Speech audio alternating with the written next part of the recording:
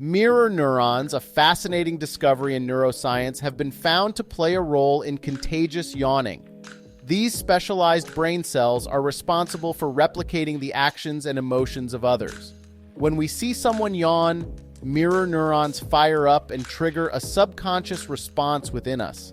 It's not unusual to find ourselves involuntarily yawning after witnessing another person do the same.